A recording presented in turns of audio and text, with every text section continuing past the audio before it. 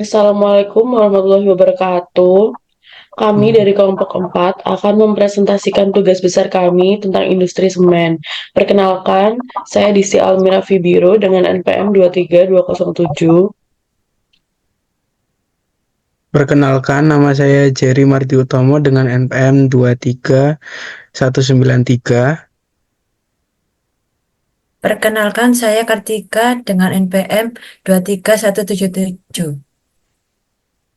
Perkenalkan, nama saya Mariam dengan NPM 23205.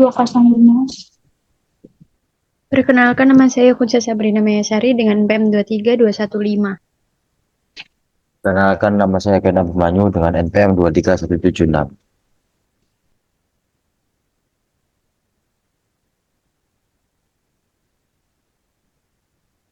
Jadi yang pertama dalam pabrik semen melatar belakangi dengan industri berperan penting dalam mendorong pertumbuhan ekonomi Indonesia dan di antara berbagai sektor, industri semen memiliki peran yang sangat signifikan. Industri ini menjadi komponen utama dalam pembangunan ekonomi karena menyediakan bahan baku esensial untuk berbagai infrastruktur seperti jalan, jembatan, dan gedung.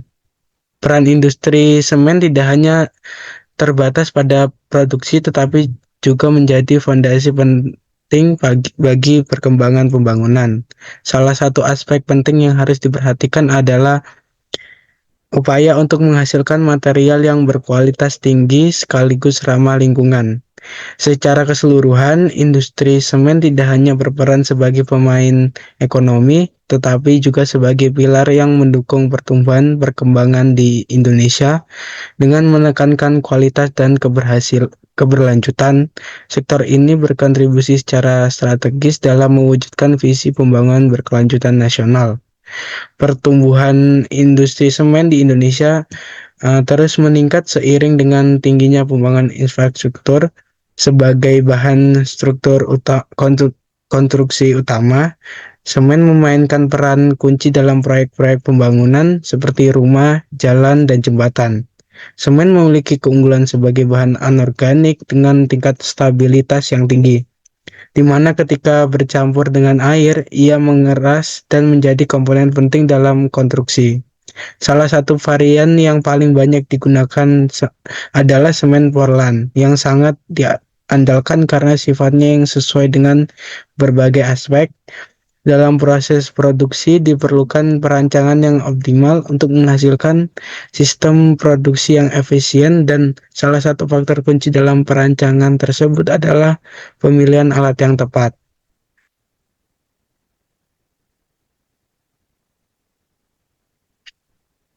Dalam pembuatan semen, tentunya proses pertama yang harus dilakukan yaitu proses penambangan, yaitu pada batu kapur.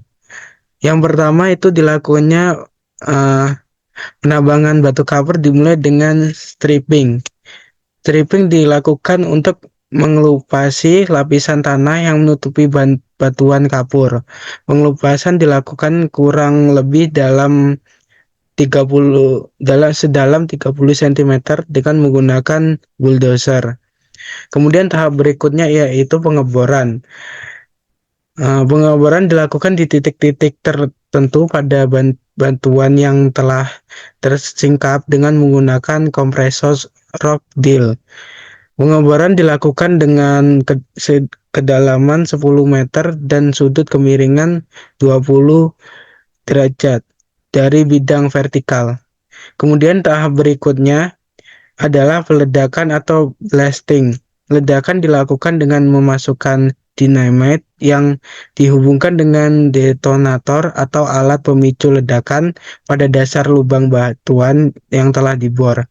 Sebelum dilakukan proses peledakan, permukaan ditutup terlebih dahulu menggunakan tanah.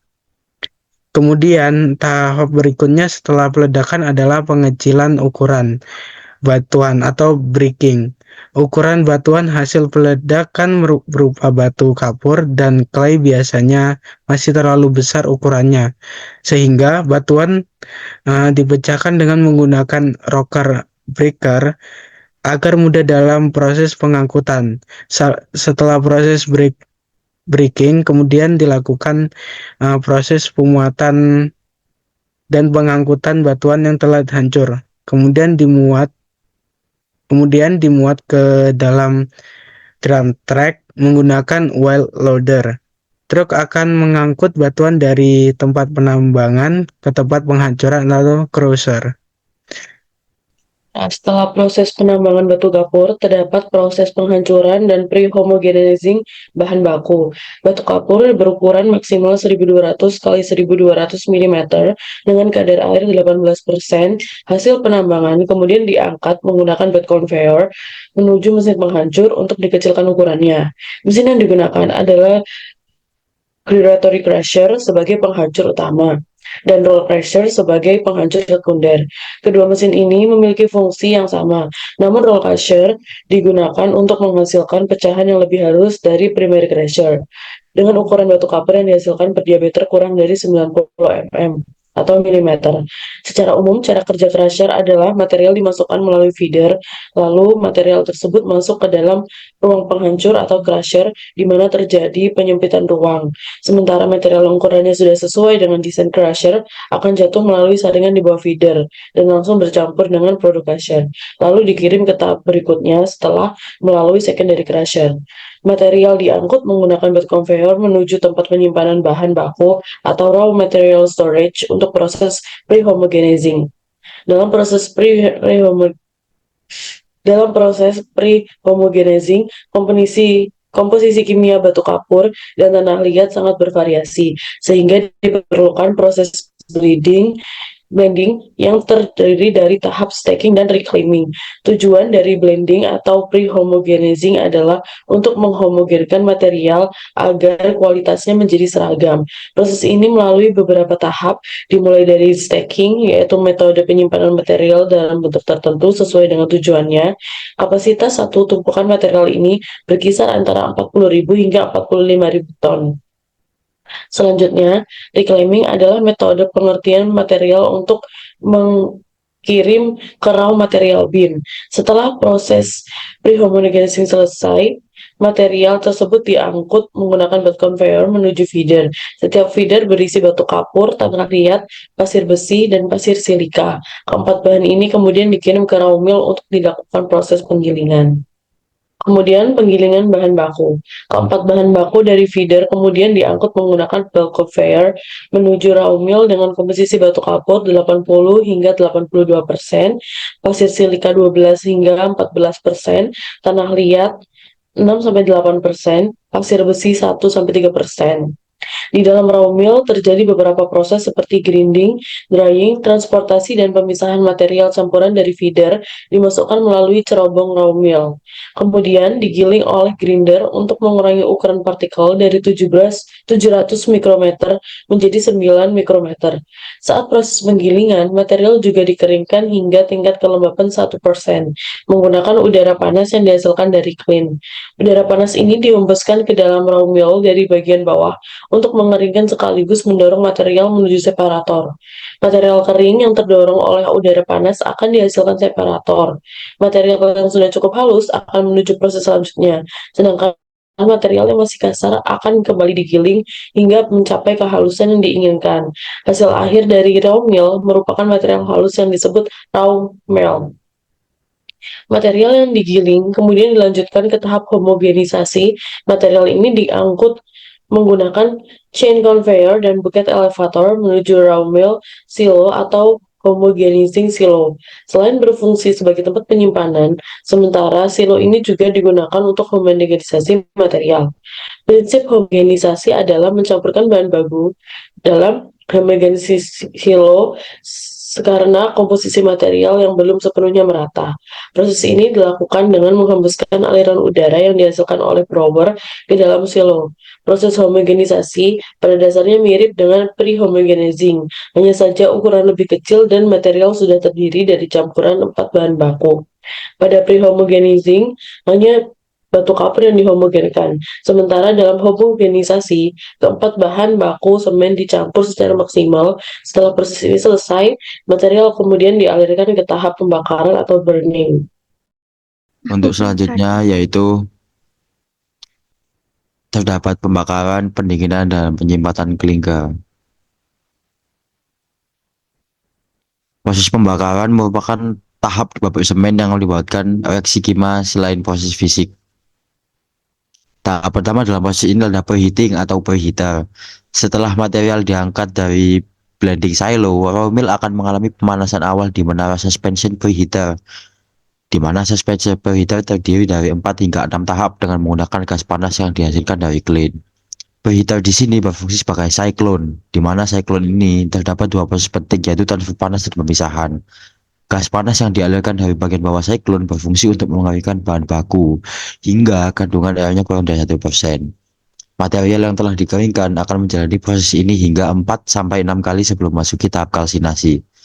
Gas panas yang keluar dari bagian atas siklon membawa sedikit material hasil preheating yang kemudian dialirkan menuju alat pemisah elektrik sebelum dibuang ke udara bebas.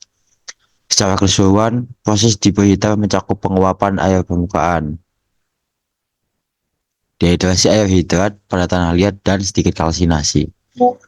Proses berikutnya adalah kalsinasi, di mana material dari proses preheating kemudian dialirkan menuju ke kalsiner dan terjadi proses kalsinasi, yaitu peruraian kalsium karbonat menjadi kalsium oksida dan karbon dioksida, serta sedikit magnesium karbonat menjadi magnesium oksida dan karbon dioksida.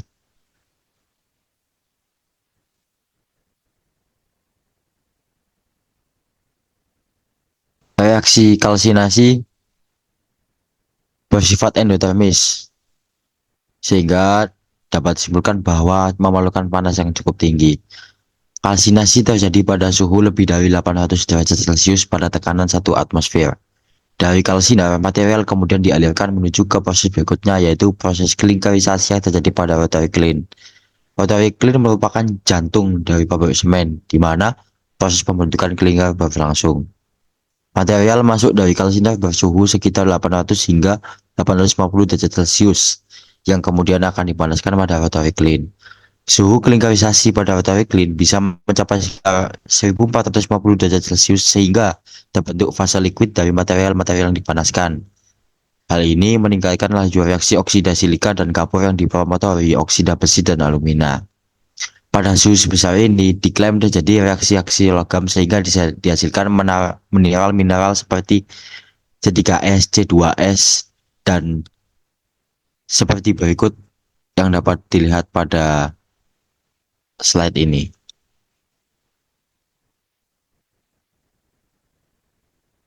Mineral ini terbentuk kerak atau lingkaran yang merupakan cingkal bakal semen. Selama proses klinkerisasi, panas yang dihasilkan dari rotary kiln digunakan kembali untuk proses kalsiner dan preheater. Gas buang dari rotary kiln juga dialirkan ke alat pemisah elektrik sebelum dibuang ke udara bebas. Klinker yang dihasilkan dari rotary kiln memiliki suhu sekitar 1300 sampai 1450 derajat Celcius. Kemudian dialirkan ke grate cooler untuk didinginkan. Di dalam grate cooler, klinker yang keluar dari kiln akan mengalami pendinginan cepat melalui aliran udara yang dihembuskan oleh beberapa kipas. Proses pendinginan ini dapat menurunkan suhu klinker hingga 120 sampai 200 derajat Celcius. Klinker yang dihasilkan dari proses pembakaran kemudian disimpan dalam klinker storage. Kemudian disimpan ke dalam klinker storage.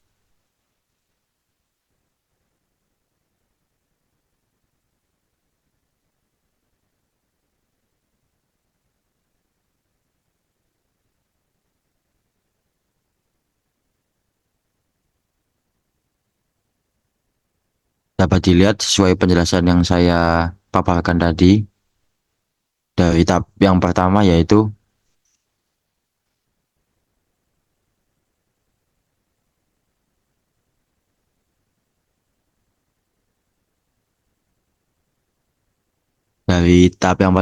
pembentukan klinker, yang dimana selanjutnya yaitu pendinginan. Yang ketiga yaitu suhu klinker turun, di mana suhu klinker turun hingga 120 sampai 200 derajat Celcius setelah proses pendinginan. Yang keempat yaitu penyimpanan, di mana klinker yang sudah didinginkan disimpan dalam klinker storage.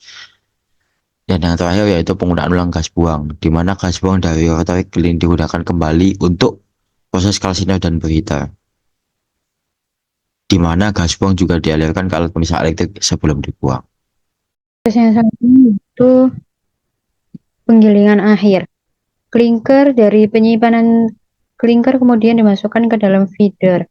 yang juga berisi gipsum dan komponen mineral lainnya. Ketiga komponen ini selanjutnya dialirkan menuju proses penggilingan akhir atau finishing grading. Pada tahap ini, klinker digiling bersamaan dengan tahap aditif lainnya untuk menghasilkan semen. Menggunakan alat penggiling bola atau ball mill, gipsum ditambahkan untuk mengatur waktu pengerasan semen agar tidak terlalu cepat saat dicampur dengan air. Selain gipsum, bahan aditif lain seperti limestone, fly ash, dan pozzolan yang merupakan sisa material vulkanik juga ditambahkan. Penambahan bahan-bahan ini bervariasi tergantung pada jenis semen yang akan diproduksi dan bertujuan untuk mengurangi penggunaan klinker. Mengingat biaya produksi klinker yang tinggi dan emisi gas CO2 yang besar, setelah proses finishing grading, semen yang dihasilkan kemudian diangkut menggunakan air sliding conveyor.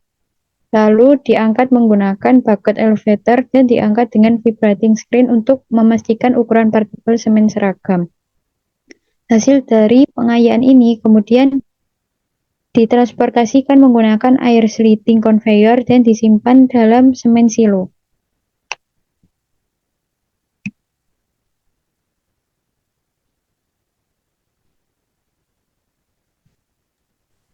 Untuk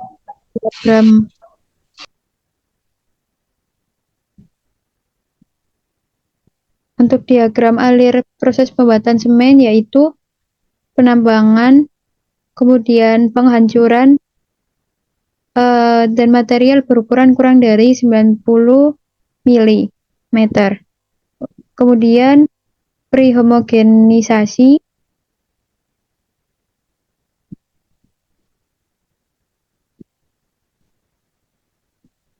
yaitu batu kapur 80-82%, pasir silika 12-14%, tanah liat 6-8%, pasir 1-3%.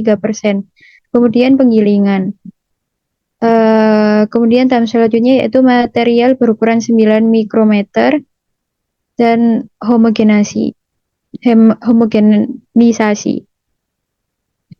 Tahap selanjutnya yaitu preheating dan kalsinasi dengan suhu lebih dari 800 derajat Celcius. Kemudian klinkerisasi dengan suhu 1450 derajat Celcius. Pada pendinginan cepat yaitu dengan suhu 120-200 derajat Celcius. Kemudian penyimpanan klinker. Kemudian pada penggilingan akhir, klinker kurang lebih 95%, gipsum 5%, dan material tambahan kurang dari 1%. Kemudian pada hasilnya yaitu semen ukurannya 3 mikrometer. Kemudian yaitu proses selanjutnya pengayakan dan menghasilkan semen. Kemudian penyimpanan dan pengemasan. Di sini saya akan menjelaskan bagan alat pada pembuatan semen di industri. Pertama, ada mining, yaitu proses penambangan di mana bahan baku utama pada proses pada produk semen yaitu adalah batu kapur. Di mana batu kapur akan ditambang pada proses mining ini menuju proses alat primary crusher atau double crusher. Pada industri, primary crusher digunakan untuk mereduksi ukuran material menjadi ukuran yang lebih kecil. Di mana penghancuran material dalam jumlah besar secara kontinu untuk membantu menjaga aliran proses produksi tanpa perlu berhenti untuk membersihkan dan merawat mesin. Selanjutnya produk masuk pada alat belt conveyor di mana berfungsi untuk pengangkutan material hasil pencacahan kemudian dibawa menuju tempat penyimpanan, di mana hal tersebut membantu mengurangi kebutuhan akan pekerjaan manual. Setelah itu masuk pada alat change conveyor.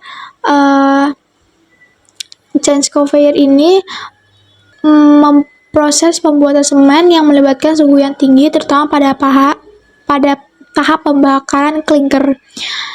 Di mana change conveyor dapat dirancang untuk menahan suhu yang tinggi dan menjaga keandalan operasionalnya di lingkungan dengan suhu yang ekstrim. Selanjutnya pada proses selanjutnya masuk pada alat bucket elevator, di mana biasanya bucket elevator pada industri semen itu biasanya menangani volume material yang besar dalam suatu waktu, memungkinkan pengangkatan yang efisiensi dari satu lokasi ke lokasi lain dalam jumlah besar, dan menghindari satu tumpahan dan debu dalam proses pengangkutan. Selanjutnya masuk pada alat cleaner separator. Setelah masuk pada alat cleaner separator, produk akan dilanjutkan pada proses dengan alat calc cleaner. Calc cleaner dalam industri semen membantu meningkatkan efisiensi energi dalam proses pembuatan semen. Dengan menggunakan calc cleaner, suhu pada gas yang dihasilkan dari pembakaran bahan bakar dapat dimanfaatkan untuk prapanasan bahan mentah sebelum masuk ke dalam rotary kiln. Hal ini membantu mengurangi konsumsi energi yang dibutuhkan dalam rotary kiln. Selanjutnya masuk pada proses rotary kiln, di mana rotary kiln ini memastikan kontak yang baik antara bahan baku dan bahan panas. Hal ini dapat meningkatkan transfer panas dan membantu dalam reaksi kalsinasi, memastikan bahwa suhu yang diperlukan tercapai secara merata ke seluruh bahan baku. Selanjutnya pada proses bahan baku masuk dalam proses dengan alat grate cooler atau alat pendingin. Pada proses pendinginan dengan grate cooler membantu mengoptimalkan sifat-sifat kimia dan fisik clinker, yang dimana gilirannya meningkatkan kualitas akhir semen. Pendingin yang tepat dapat mengurangi potensi terjadinya kristalisasi yang tidak diinginkan dan memastikan bahwa semen yang dihasilkan memenuhi standar kualitas yang telah ditetapkan. Selanjutnya pada proses alat ball mill, di mana ball ini dapat menggiling bahan kertas seperti klinker semen menjadi bubuk yang halus. Hal ini penting karena beberapa bahan baku dalam industri semen memiliki tingkat kekerasan yang tinggi, dan ball mill ini menggunakan prinsip penggilingan oleh gaya gesekan dan dampak yang memungkinkan pengurangan ukuran partikel dengan efisiensi. Selanjutnya masuk pada alat vibrating air sliding conveyor. Pada proses pembuatan semen dibutuhkan alat transportasi material yang mampu mengantarkan secara kontinu dan mampu dalam segi memutarnya serta meminimalisir terjadinya kebocoran yang menyebabkan tabungan fly ash ke lingkungan bebas, dan penggunaan air sliding ini sangat direkomendasi untuk mengatasi masalah tersebut.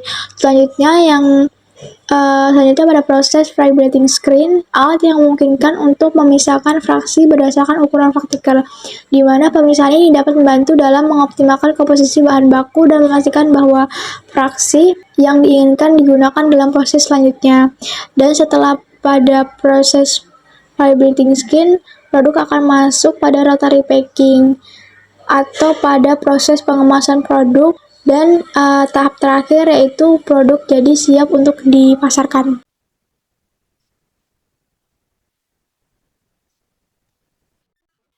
Di sini adalah alat-alat dari yang kita pilih untuk proses industri semen. Yang pertama ada gyratory crusher, di mana prinsip alat kerja alatnya itu adalah salah satu jenis crusher yang digunakan untuk menghancurkan material. Crusher ini bekerja dengan cara memutar kon atau kerucut di dalam cavity rongga. Saat kon berputar, material akan terjepit di antara kon. Material yang akan dihancurkan dimasukkan ke dalam hopper atau penampung. Hopper akan mengarahkan material ke dalam cavity. Di dalam cavity terdapat kon yang berputar. Saat kon berputar, material akan terjepit di antara kon dan cavity. Tekanan yang diberikan oleh kon akan menghancurkan material menjadi ukuran yang lebih kecil. Material yang telah hancur akan keluar dari discharge atau lubang keluar. Alasan kita memilih alat adalah gyratory crusher ini memiliki kapasitas yang tinggi dan memungkinkan untuk menghancurkan material dalam jumlah yang besar dalam satu waktu. Kemudian faktor-faktor yang mempengaruhi sendiri adalah yang pertama, yaitu ukuran butir material, kandungan air, kecepatan putaran, dan juga gap.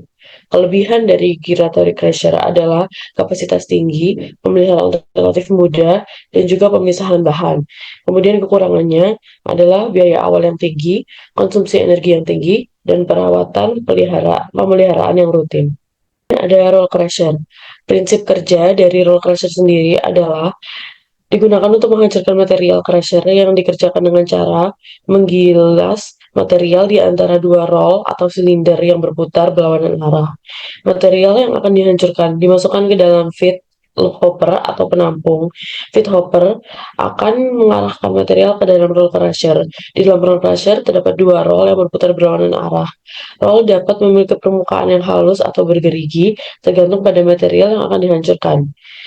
Kecepatan roll dan jarak antar roll dapat diatur untuk menentukan ukuran akhir material yang dihasilkan. Saat roll berputar, material akan terjepit di antara kedua roll dan digerus menjadi ukuran yang lebih kecil. Material yang telah hancur akan keluar dari discharge atau lubang keluar. Alasan pemilihan alat, roll crusher dalam industri semen berfungsi sebagai secondary crusher untuk memperkecil ukuran material setelah primary crusher. Dengan mengatur jarak antara dua roll crusher memungkinkan pengendalian ukuran produk akhir yang penting dalam produksi semen. Alat ini biasanya digunakan untuk menghancurkan material dalam jumlah besar secara kontinu, menjaga kelancaran proses produksi tanpa perlu berhenti untuk pemeliharaan. Faktor-faktor yang mempengaruhi roll crusher adalah yang pertama yaitu kuat tekanan banti batuan, kedua ukuran material umpan, ketiga reduction ratio, keempat arah resultan gaya, kelima energi permukaan, dan keenam kapasitas. Kelebihan dari roll crusher adalah efisiensi produk tinggi, pemeliharaan mudah, pemisahan bahan yang baik, cocok untuk material lunak. Kemudian kekurangan yaitu rentan terhadap kehausan, tidak cocok untuk material yang keras, pemeliharaan terjadwal diperlukan, dan kapasitasnya terbatas. Itu adalah belt conveyor di mana prinsip kerja alat atau prinsip kerja dari belt conveyor adalah dia menggunakan sabuk untuk memindahkan material dari satu tempat ke tempat lain. Sabuk digerakkan oleh motor listrik dan didukung oleh roller atau penggulung. Material yang akan dipindahkan dimasukkan ke dalam hopper atau penampung. Hopper akan mengarahkan material ke atas sabuk konveyor dan sabuk konveyor digerakkan oleh motor listrik. Saat sabuk konveyor bergerak, material akan terbawa bersama sabuk. Material yang telah dipindahkan akan keluar dari discharge atau lubang keluar. Alasan memilih belt conveyor yaitu gyratory crusher memiliki kapasitas yang tinggi dan kemungkinan untuk menghancurkan material dalam jumlah yang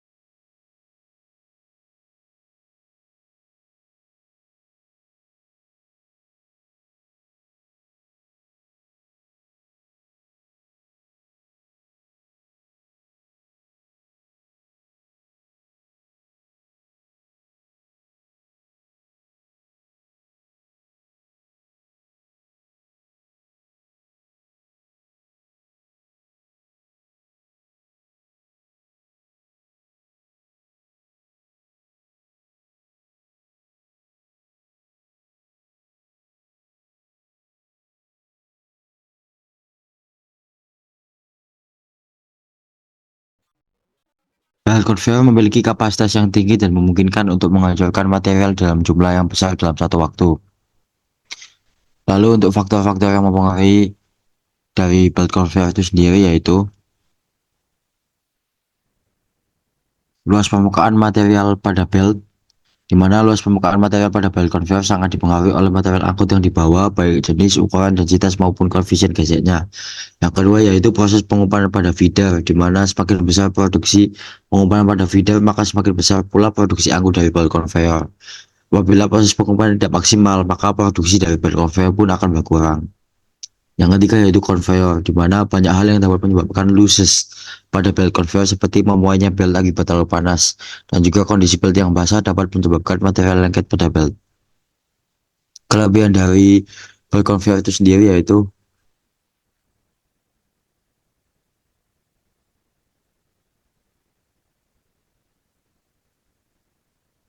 efisiensi transportasi, di mana belt conveyor dapat mentransportasikan material secara kontinu dengan kecepatan yang dapat diatur, sehingga dapat meningkatkan efisiensi dalam proses produksi.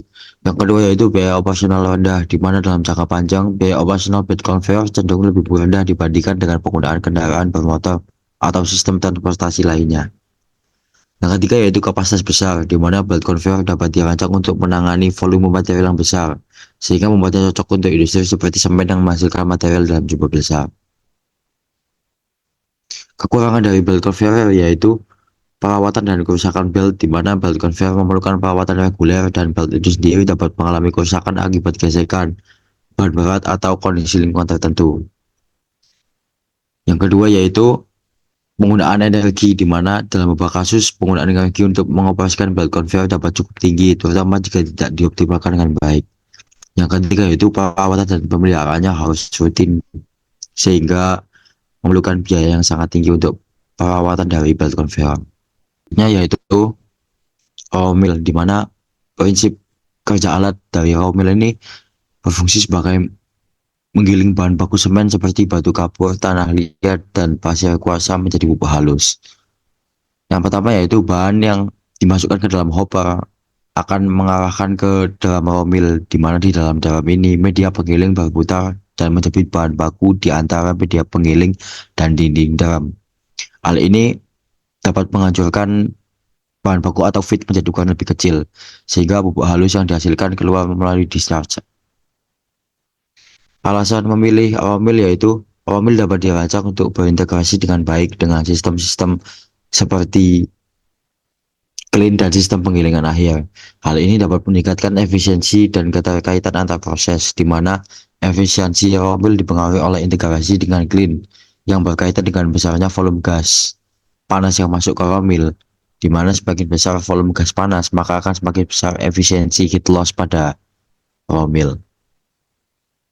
Faktor-faktor yang mempengaruhi dari raw mill itu sendiri yaitu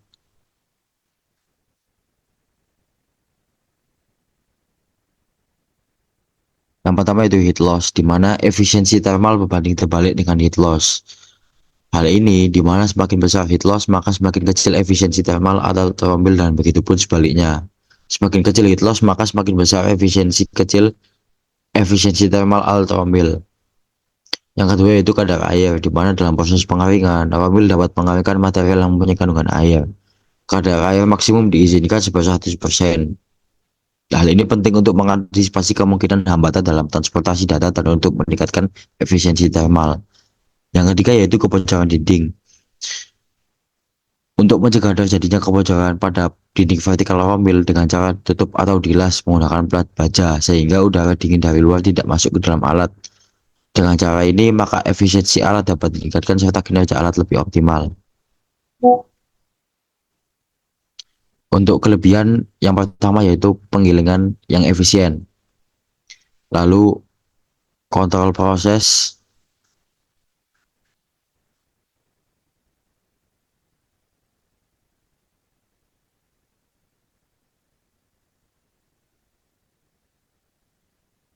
di mana kontrol proses dari raw mill ini dapat diatur untuk memenuhi persyaratan spesifik produksi dan kualitas produk semen.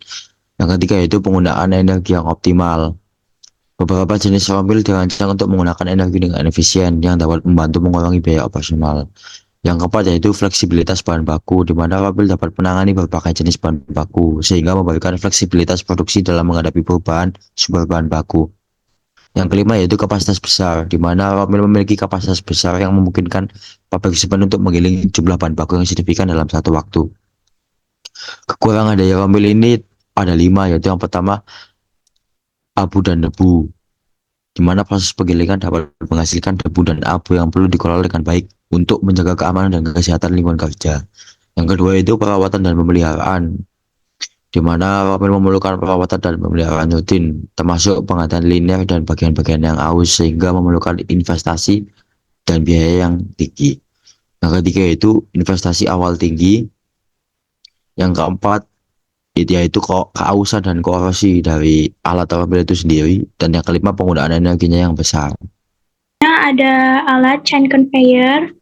Untuk gambar dan animasi bisa lihat di samping. Prinsip kerja alat chain conveyor yaitu chain conveyor adalah alat pemindahan material yang menggunakan rantai untuk memindahkan material memindahkan material dari satu tempat ke tempat lain. Rantai digerakkan oleh motor listrik dan didukung oleh sportseat atau roda gerigi. alasan memilih alat yaitu chain conveyor, proses pembuatan semen melibatkan suhu yang tinggi, terutama pada tahap pembakaran klinker. Chain conveyor dapat dirancang untuk menahan suhu tinggi dan menjaga keadaan operasionalnya di lingkungan dengan suhu ekstrim. Faktor-faktor yang mempengaruhi pada chain conveyor yang pertama geometri conveyor, yang kedua kecepatan rantai conveyor, ketiga rantai, dan keempat roda antar.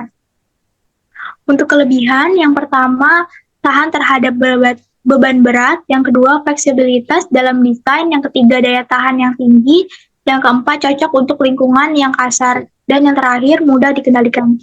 Untuk kekurangan dari alat chain conveyor ini, yang pertama pemilihan yang intensif, biaya operasional yang tinggi, tingkat kebisingan, dan yang keempat keterbatasan pada material yang halus, dan yang terakhir keterbatasan dalam menangani beban puntir.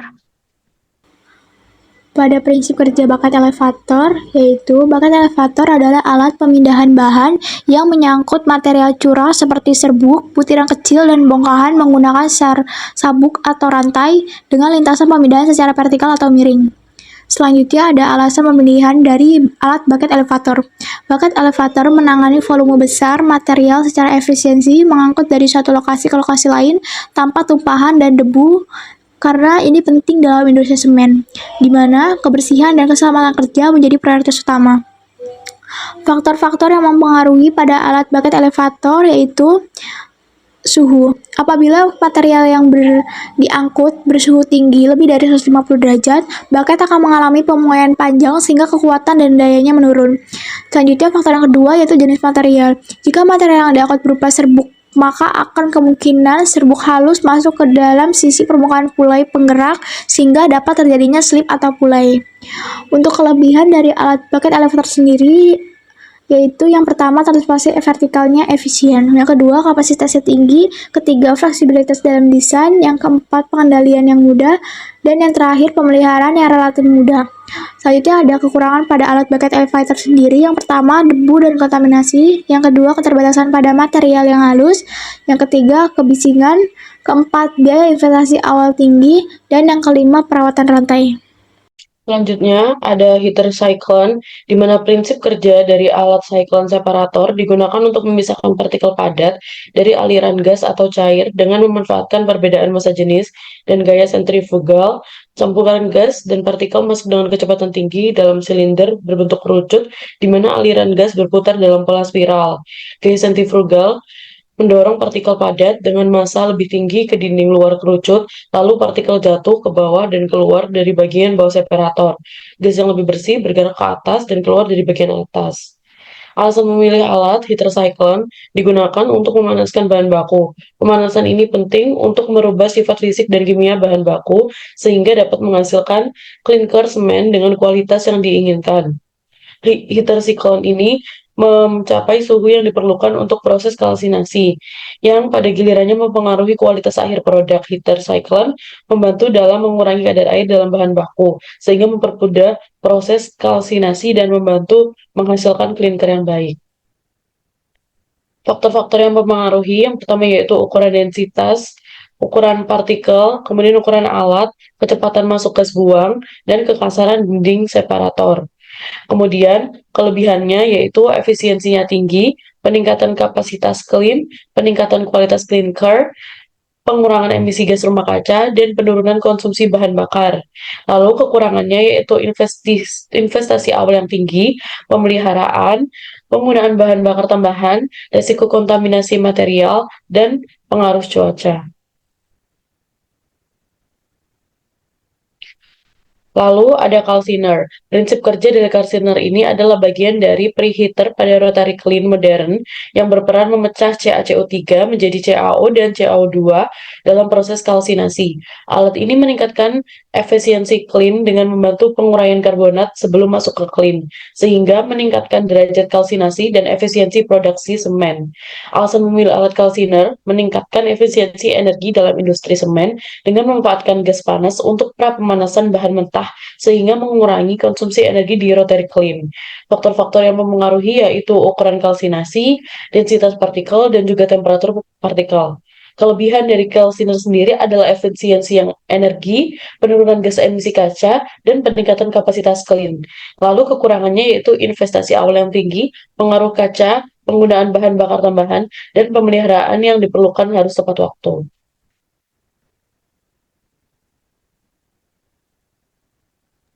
Kemudian yang selanjutnya yaitu rotary kiln.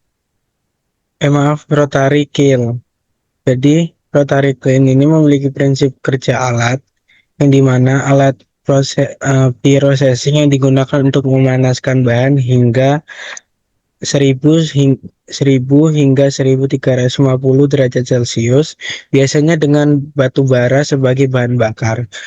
Nah, dalam proses ini menghasilkan kalsinasi, yaitu dekomposisi termal bahan untuk membentuk klinker semen sebagai produk akhirnya, yang kemudian didinginkan dengan sistem coolernya.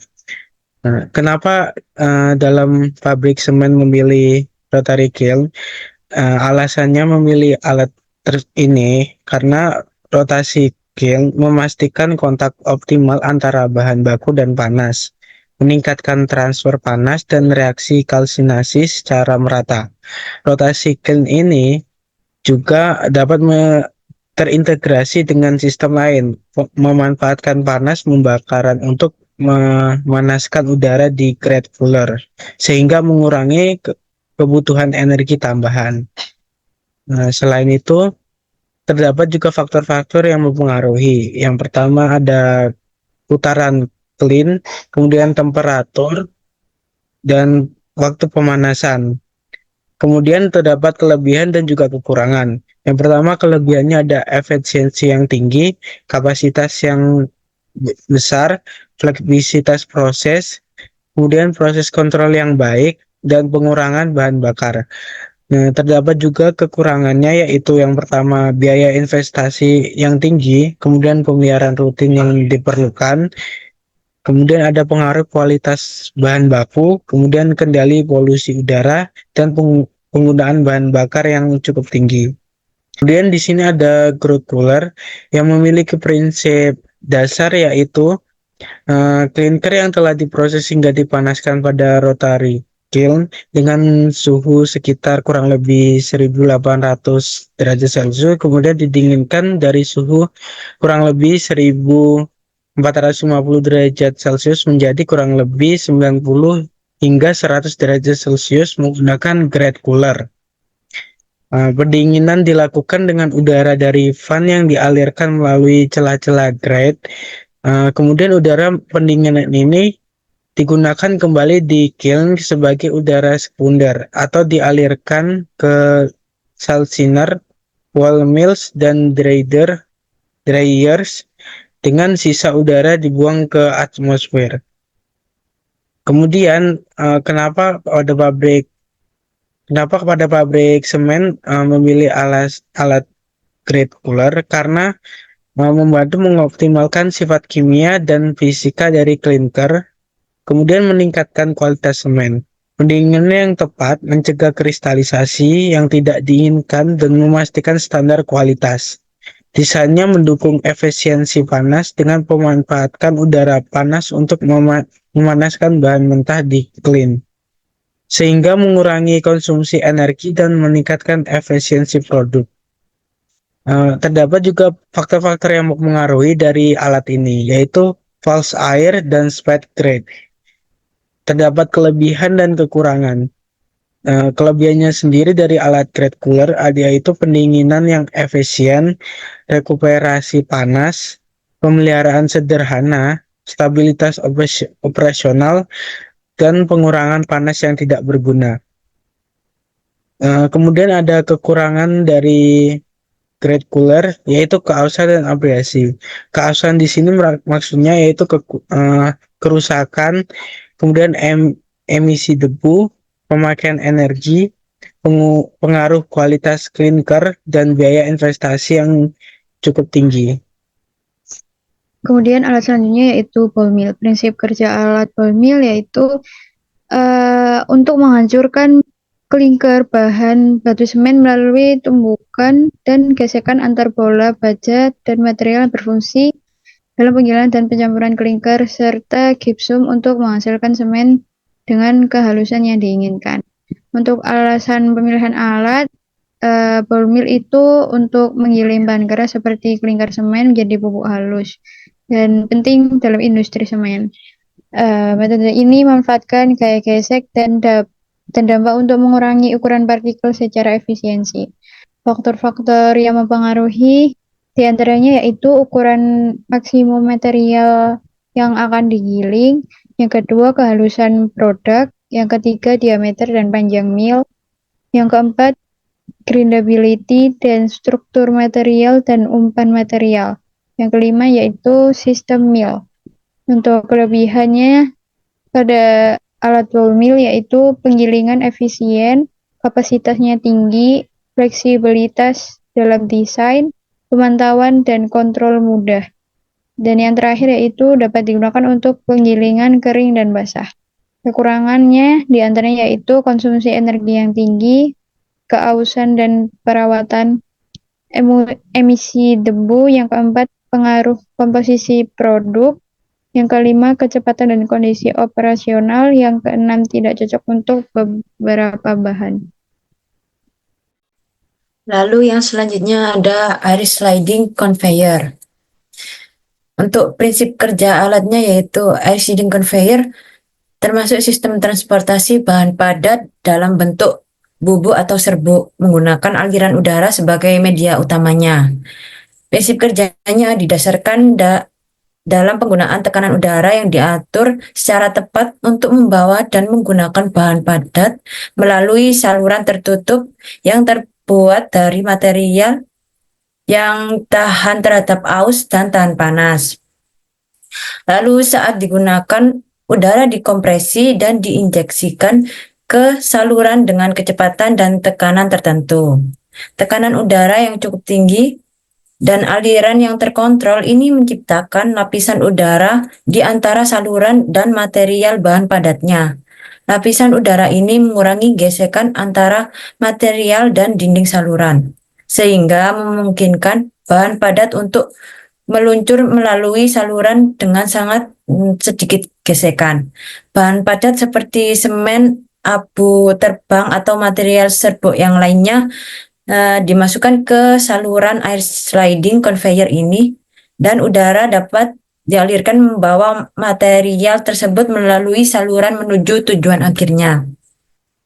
Lalu alasan memilih alat air sliding conveyor ini karena pada proses pembuatan semennya dibutuhkan alat transport material yang mampu mengantarkan secara kontinu atau berkelanjutan dan mampu dalam segi muatannya, serta meminimalisir terjadinya kebocoran yang menyebabkan terbuangnya fly ash ke lingkungan bebas. Penggunaan air slide sangat direkomendasikan untuk mengatasi masalah tersebut. Lalu untuk faktor-faktornya. Yang pertama yaitu ada putaran clean. Lalu yang kedua ada temperatur. Dan yang ketiga waktu pemanasan. Untuk kelebihan dari air sliding conveyor yaitu transportasi material dalam jarak jauh. Sistem ini mampu memindahkan material secara efisiensi untuk jarak yang jauh tanpa perlu banyak perantara. Lalu yang kedua yaitu tidak merusak material. Pengangkutan dilakukan dengan cara yang lembut sehingga material tidak mengalami kerusakan. Lalu yang ketiga yaitu fleksibilitas desain. Dapat disesuaikan dengan berbagai tata letak dan kebutuhan operasionalnya. Lalu yang keempat yaitu ada operasi hening, menghasilkan sedikit kebisingan yang sangat cocok untuk lingkungan yang membutuhkan keheningan. Lalu yang kelima yaitu biaya operasional rendah. Karena minim perawatan dan suku cadang bergerak, biaya operasinya rendah dibandingkan dengan sistem conveyor lainnya. Lalu untuk yang kekurangannya yaitu yang pertama, tingkat kemiringan yang terbatas. hanya efektif untuk pengangkutan di kemiringan rendah karena menggunakan aliran udara. Lalu yang kedua, penggunaan energi untuk memompa udara. Membutuhkan tambahan energi buat sistem pemompaan udara yang mendukung operasinya.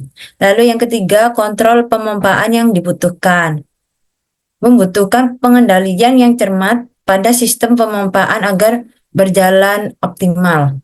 Lalu yang keempat yaitu keterbatasan material yang halus. Material yang sangat halus cenderung tidak sesuai karena bisa terperangkap atau menggumpal. Lalu yang kelima yaitu pengaruh cuaca. Faktor cuaca seperti kelembapan dapat mempengaruhi efisiensi dan kinerja dari sistem ini. Lalu yang selanjutnya yaitu next,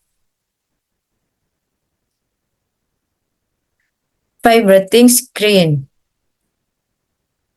Untuk prinsip kerja alat dari vibrating screen ini beroperasi dengan prinsip dasar gerakan getaran yang dihasilkan oleh mekanisme penggetar di dalamnya.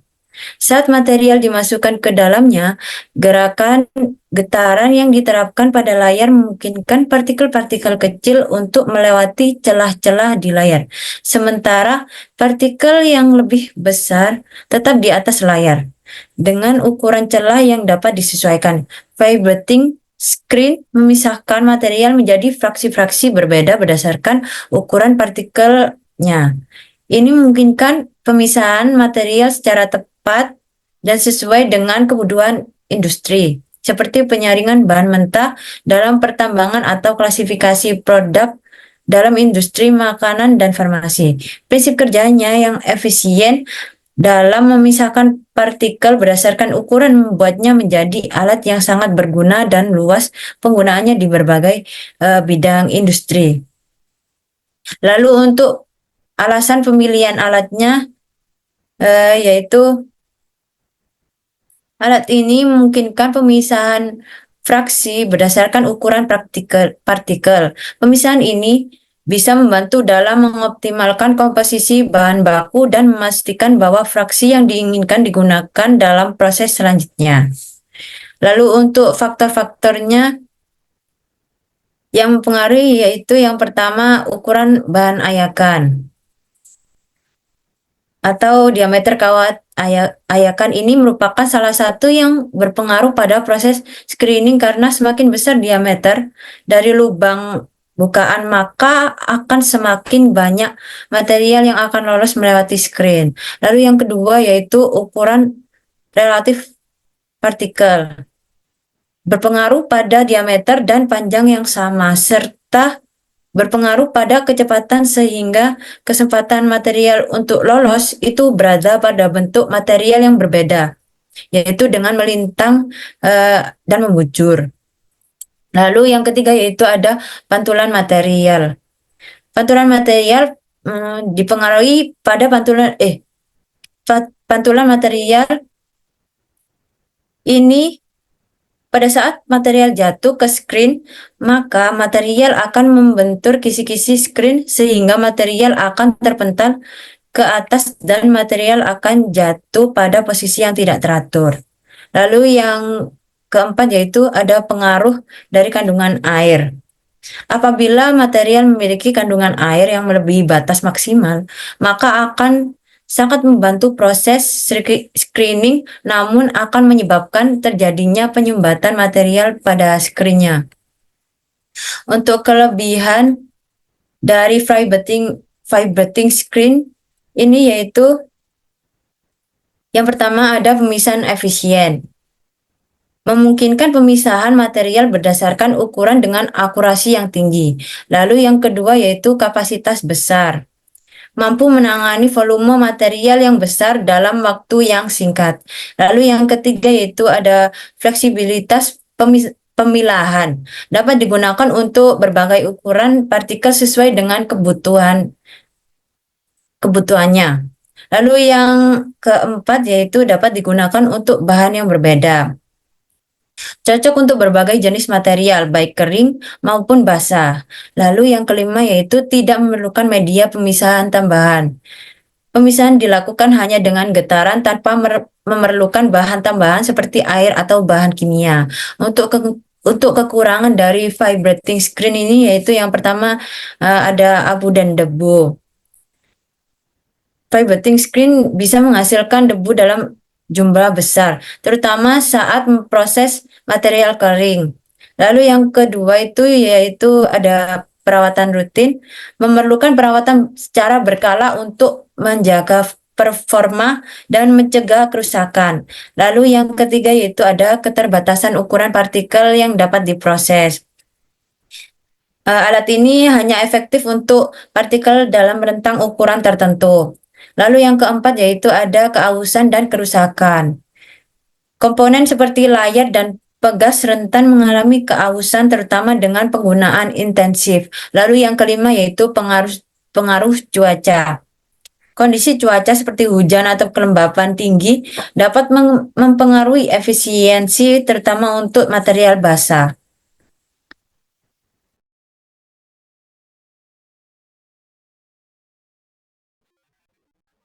Di sini terdapat proses flow diagram industri semen.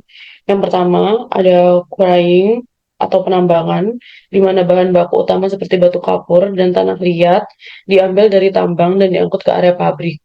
Selanjutnya ada crusher, penghancuran, di mana bahan baku diumpahkan ke gritter crusher untuk dihancurkan menjadi ukuran yang lebih kecil melalui proses primary dan secondary crusher.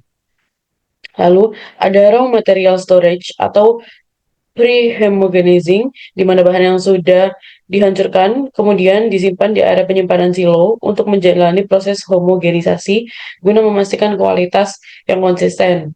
Lalu ada raw mill, di mana penggilingan bahan baku, bahan mentah dimasukkan ke raw mill untuk digiling menjadi partikel halus yang disebut tepung baku atau raw mill. Preheating, tepung baku dipanaskan di preheating dengan menggunakan gas panas yang dihasilkan dari klin untuk meningkatkan efisiensi energi. Lalu ada calciner, proses pemanasan, berlanjut di calciner di mana sebagian besar dekomposisi kalsium karbonat terjadi. Lalu ada rotary kiln,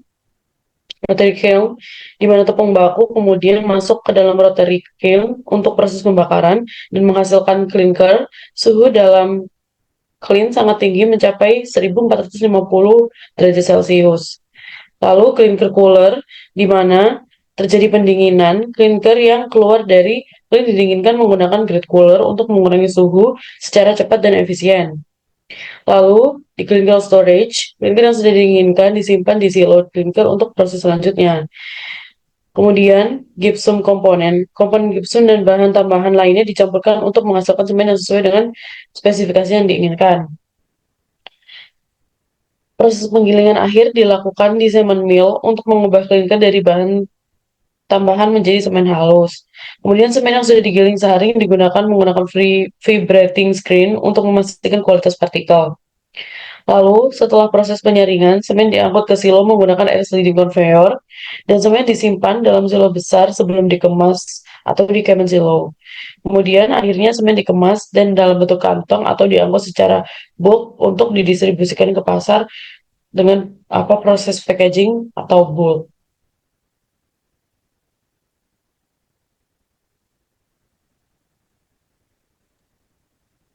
Lalu yang selanjutnya yaitu ada perhitungan belt conveyor. Nah, untuk bulk density 90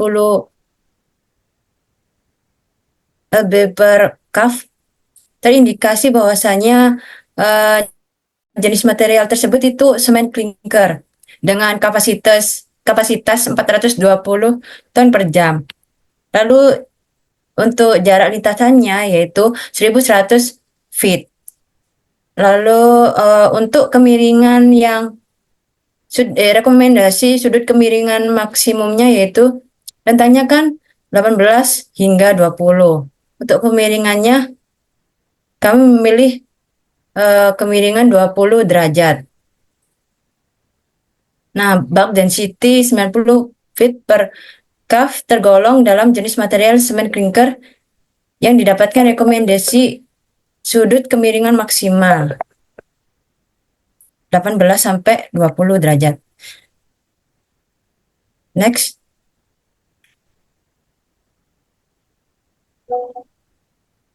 Berikut merupakan tabel ukuran lebar belt untuk kapasitas 420 ton per jam itu tergolong dalam kapasitas besar, sehingga kami menggunakan jenis belt conveyor tipe 45 derajat through belt. Lalu untuk trial pertama dengan lebar belt 24 inci yang direkomendasikan kemiringan maksimal yaitu 20 derajat, maka didapatkan kapasitas dengan 132 ton per jam dengan kecepatan 100 feet per menit.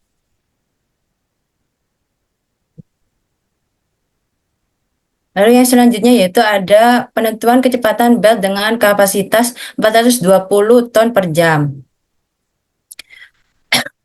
Untuk rumus kecepatan belt bisa dihitung dengan kapasitas yang diketahui per kapasitas rekomendasi dikalikan dengan 100 feet per menit.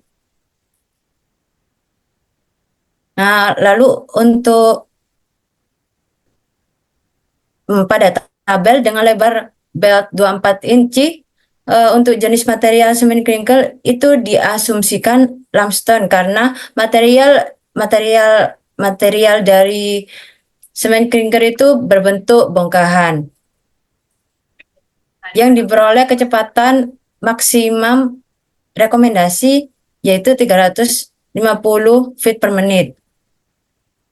Untuk perhitungannya yaitu dihasilkan 318,18 feet per menit. Diperoleh kecepatan perhitungan sebesar 318,18 feet per menit dengan kapasitas 420 ton per jam dan lebar belt 24 inci. Sehingga hasil tersebut memenuhi range kecepatan maksimum untuk asumsi jenis limestone.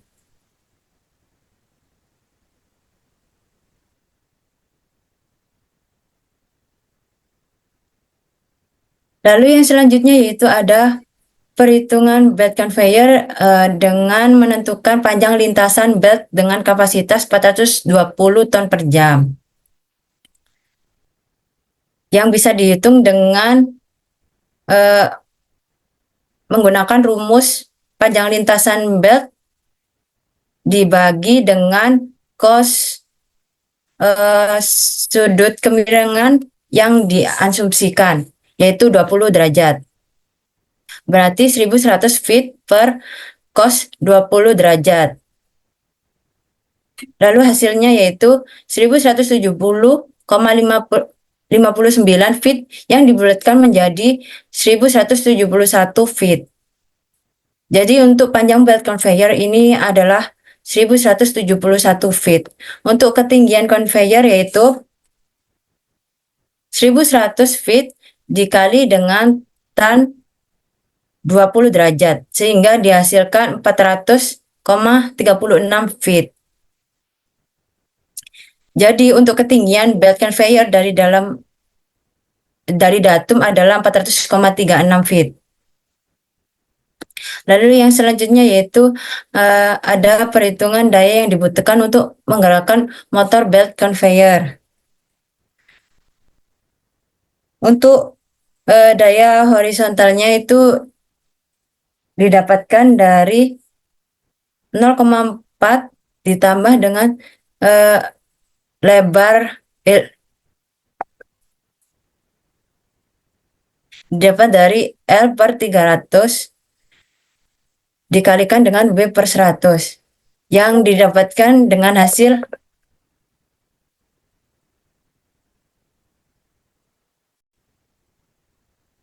17,8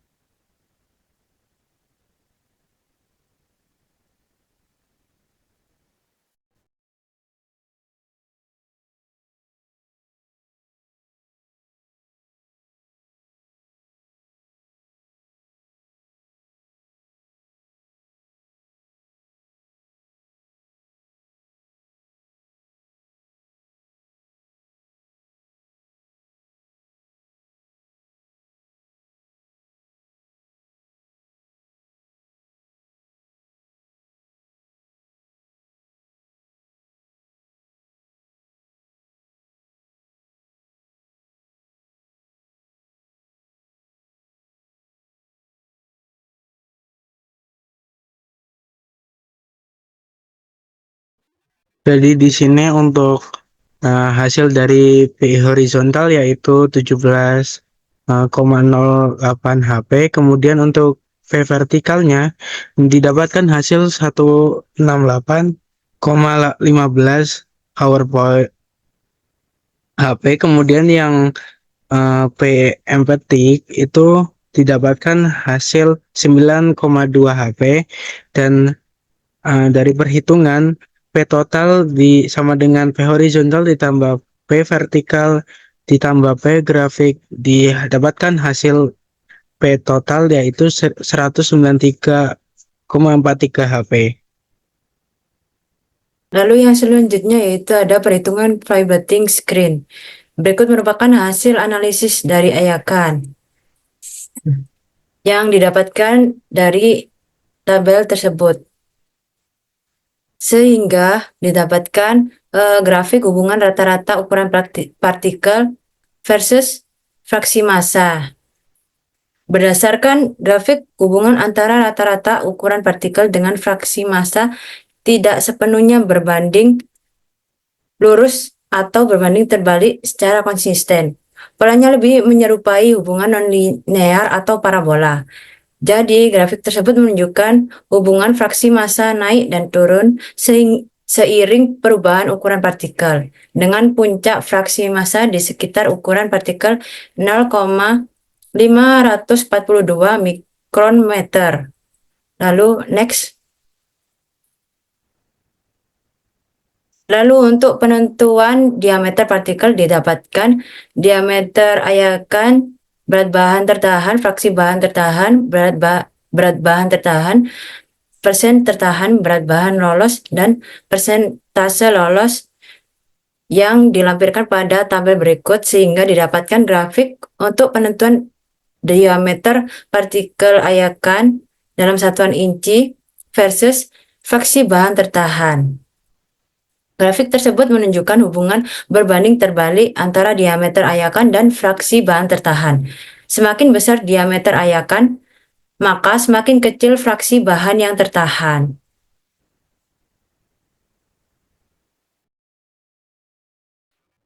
Sekian dari kelompok kami, kelompok 4. Kurang lebihnya mohon maaf. Wassalamualaikum warahmatullahi wabarakatuh.